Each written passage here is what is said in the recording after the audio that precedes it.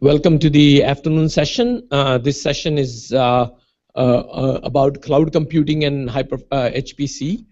We will begin with a talk by a PPL graduate student, senior graduate student Abhishek Gupta, who's been working on cloud-related work. Started with his internship at HP and so that led to a collaboration. And then, as you heard yesterday in Suraj's talk and other talks, that there are features in Charm++ that make it suitable for exploiting the cloud environment. So we'll hear about Abhishek's work first, and then he will chair the rest of the session. Okay, Abhishek. Thanks, Sanjay. In this talk, I'm going to give a short overview of our research on HPC in the cloud. So first of all, we have heard a lot about HPC, but how do we define cloud computing? There have been a lot of definitions of cloud, but one of the most acceptable definition is the one which is provided by National Institute of Standards Technology, NIST. And that defines cloud computing as a model for providing computation or storage or other things as a utility, as a service, with having essential characteristics of on-demand self-service, elasticity, resource pooling, multi-tenancy, which means that multiple users would be sharing the cluster or the physical node as such. And then there are various deployment models, such as public, private. Public means that pretty much everyone has access to the cloud. Private means it's restricted to the organization. And then there could be a mix of those, hybrid and community. And the service that is provided by the cloud provider could be just infrastructure, which is physical or virtual compute, storage, or network. For example, Amazon EC2 and HP Cloud and others. And on the top of that, there could be platform as a service, which includes more programming language execution frameworks and so on. And on the top of that, there could be software as a service. But why do we want to consider cloud for HPC? Consider yourself as a small or medium scale user in academia or in industry. And if you have limited or no access to supercomputers, then for the option for you is either to create your own cluster, which requires significant capital expenditure, setup time, and operational cost, or you can go to cloud using a pay-as-you-go model. So there are advantages of this renting versus owning an infrastructure. And there are additional advantages that comes in the form of elasticity, which is especially useful if your demands are sporadic or unknown in advance. And there are also some benefits of virtualization that are offered by clouds for HPC. So overall, cloud for HPC appears to be a promising alternative to supercomputer, but whether that can be actually realized in practice or not, that needs to be seen. So we wanted to evaluate the performance of various HPC applications on a range of platforms, varying from supercomputers, and we use Ranger and TOB. And then we also use a physical cluster, OpenCirrus, which has commodity interconnect. And then we use private and public two clouds. Both of them have used KVM as virtualization mechanism. And they have like a gigabit physical Ethernet, representative of common commodity clouds. And we use various benchmarks and applications, NAS benchmarks, and then real applications, NAMD and Changa, which you have heard about in previous talks. So when we did this performance evaluation, we saw 3 different performance trends. So for some applications, we saw that they scale well on pretty much all the platforms. And so over here, we have execution time versus number of cores. And the applications such as NP, state space search, embarrassingly parallel, and Jacobi stencil computation, they scale well on clouds as well. For some applications, they scale well till a particular point of time, say 16 to 64 cores. And then they stop scaling on the public and private clouds, the blue and the black lines. This is like Cosmology, Changa, and then similarly for NAMD and LU. And then for some other application, they did not scale at all on clouds. So for example, this is NAS Parallel Benchmark integer sort application. So this is total is 256 cores, and individual nodes are 4 core nodes, but it differs from platform to platform. For example, some of them have different Ranger, say, had 16 cores per node. We use non-SMP for the case of Charm applications. So what are the reasons why we see these different trends in different applications? So that's the objective of this research. And the bigger objective is, once we realize what are the bottlenecks or what are the challenges, then how we can bridge that gap between HPC and clouds. And our philosophy is that we can bridge that gap by either improving HPC performance, or the other way to go about is also to try to improve cloud utilization, thereby trying to reduce cost for running those applications. So the outline for the rest of the talk, I'm going to discuss the challenges and opportunity that we find through the performance analysis. And then I'm going to talk about two particular techniques that we have come across as part of our research. So the first one is application-aware cloud scheduler, which is about trying to make clouds to be HPC aware. And the second one is more about making HPC runtime, such as Charm++ in our case, to be cloud aware. What we can do to get better performance in these sort of dynamic cloud environments. So to find more about like what are the bottlenecks, we did some micro benchmarking for using ping pong benchmarks to find the communication performance in different platforms. So over here we show the latencies, and we see that the blue and the black curves, they are about 250 microsecond of latency as compared to supercomputers, in this case Ranger, which is about 4 microsecond of latency. So it's about 2 orders of magnitude off compared to supercomputers. And similar trends hold for bandwidth. But what are the reasons for that difference? And the difference could be either commodity network in the case of clouds, or the virtualization overhead. And it turns out that the difference is coming because of both the reasons. We see here that the green curve, which is the physical network performance in the case of OpenCirrus, which is a commodity platform. So that itself is 50 microsecond, and if you compare that to say 4 microsecond of Ranger, that itself is an order of magnitude difference. And on the top of that, there is virtualization overhead. So here we are showing 2 different virtualization mechanisms for latency comparison. And we see that we get about 150 or 200 microseconds of latency if we consider virtualization. And similar trends hold for bandwidth. And so this led to a collaborative work with HP Lab Singapore, where we explored the use of thin virtual machines and Linux containers to reduce this network virtualization performance. So the blue curve then comes very close to the green curve, and you get pretty much bare metal network performance. So another trend that we saw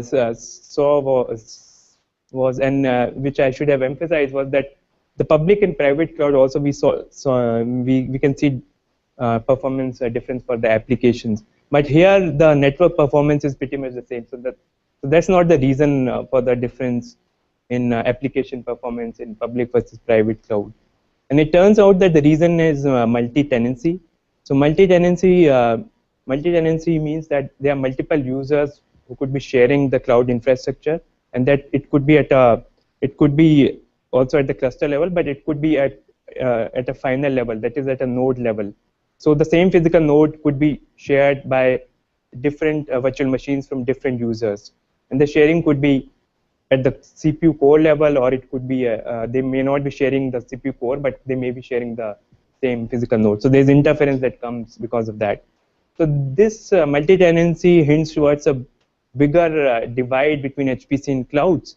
And the fact is that HPC systems are designed towards getting the maximum performance with some constraints such as energy and so on. But cloud is more about cost and service, providing service and having improved resource utilization. And from this fundamental difference, HPC prefers dedicated execution, cloud prefers multi-tenancy, and similarly, we have the difference in the networks in HPC versus cloud. And overall, it's like HPC not cloud aware and cloud is not HPC aware. And because of this mismatch, there are only embracingly parallel or small scale HPC applications that seem to be working promisingly well in the case of cloud. So how we can bridge that gap? So the first technique that we explore is to make cloud schedulers to be application aware. And that we're trying to address the challenges of heterogeneity in multi-tenancy. So there's also heterogeneity in the case of cloud, in the sense that clouds are built incrementally by adding new nodes as they come.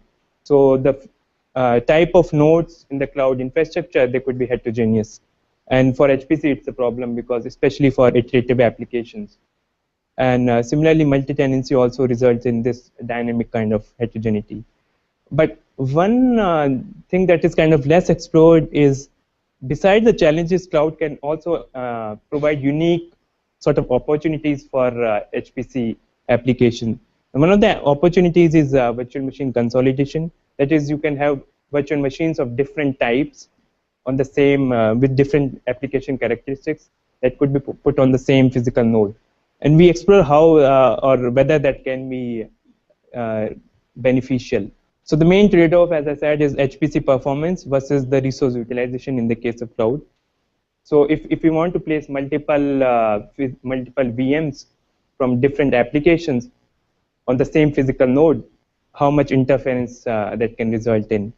So to quantify that interference, the amount of that interference, we did a simple experiment where we ran applications in two different modes. One is the shared mode and the other is the dedicated mode.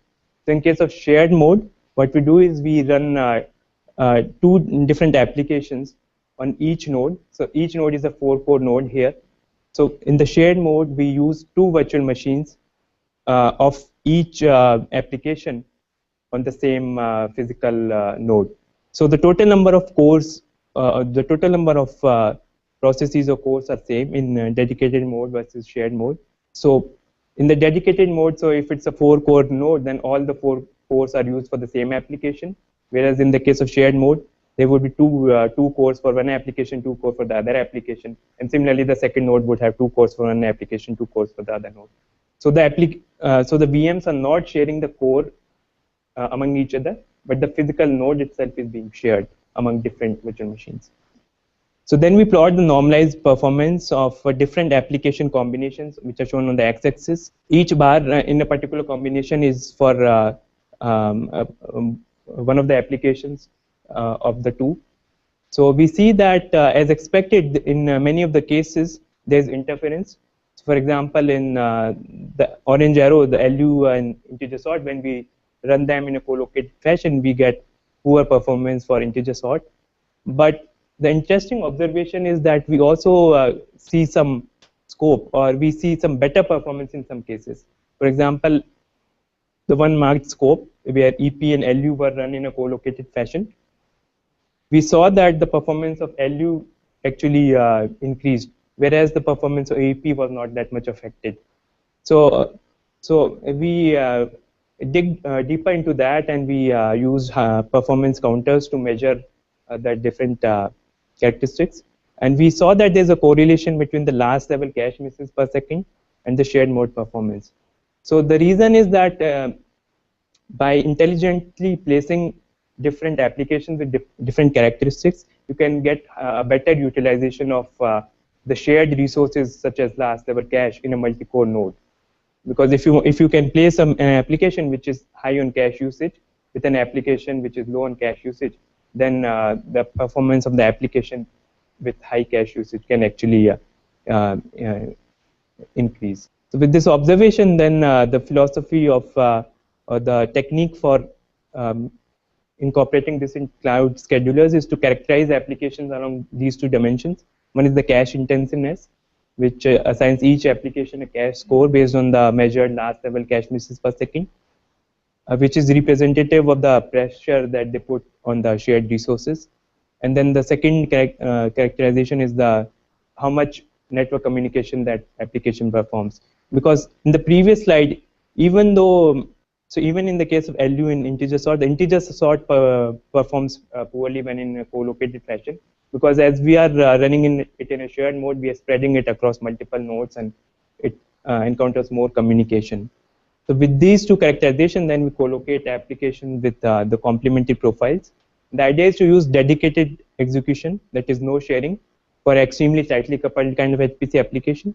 Whereas for the rest, we perform multi-dimensional online bin packing.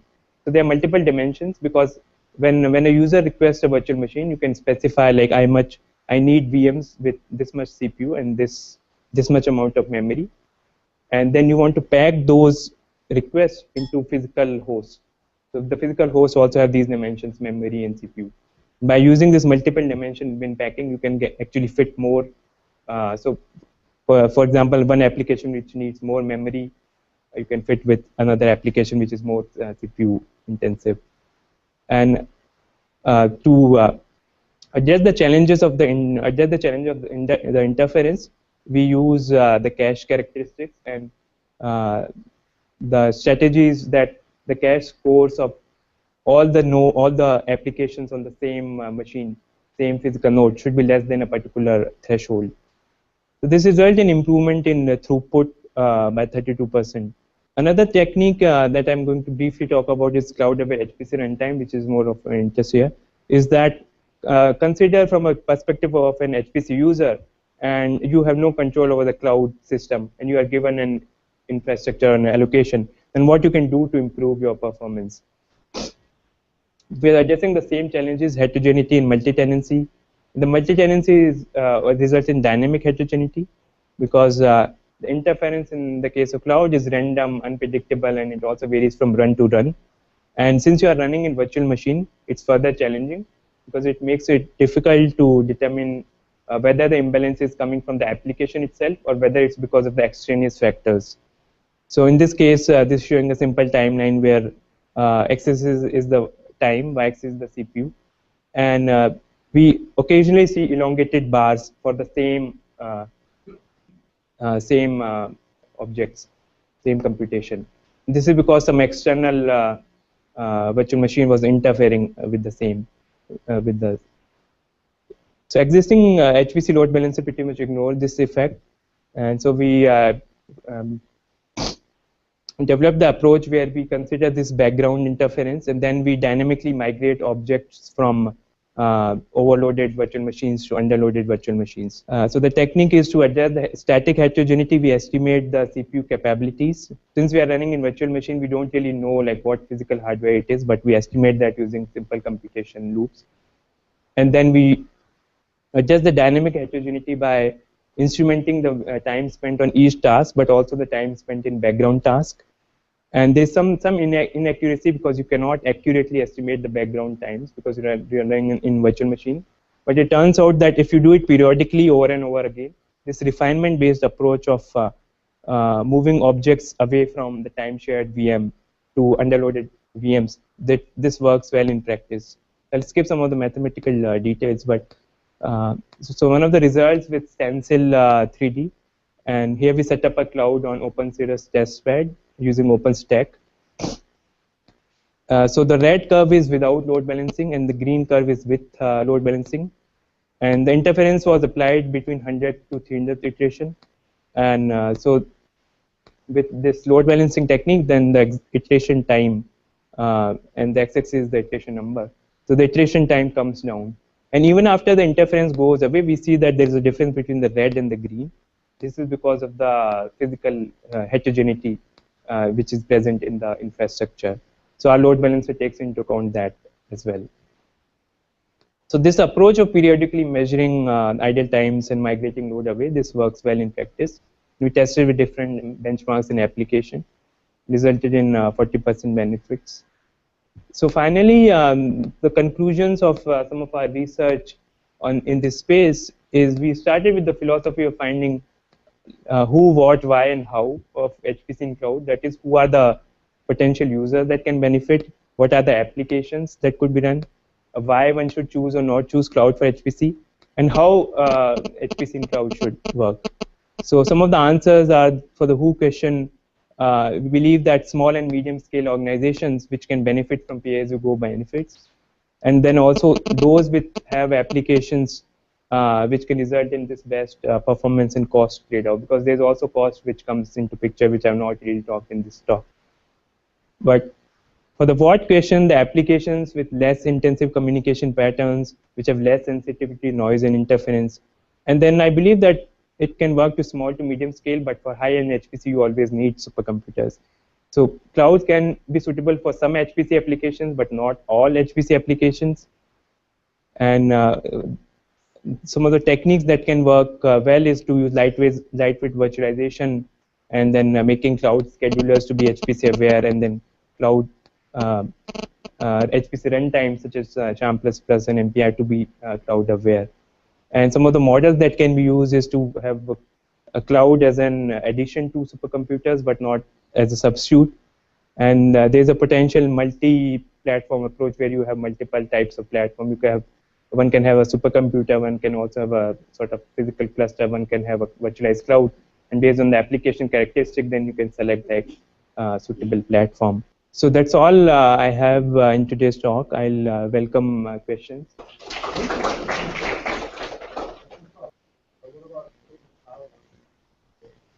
Yeah, that's what I have not talked about in this, but that's another interesting direction, and I think we'll learn more from the panel about that.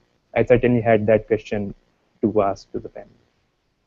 There have been at least 1 or 2 papers where IBM actually tried renting out BlueJean using a cloud model, and they estimated like what would the prices be if they were to rent it out using cloud model.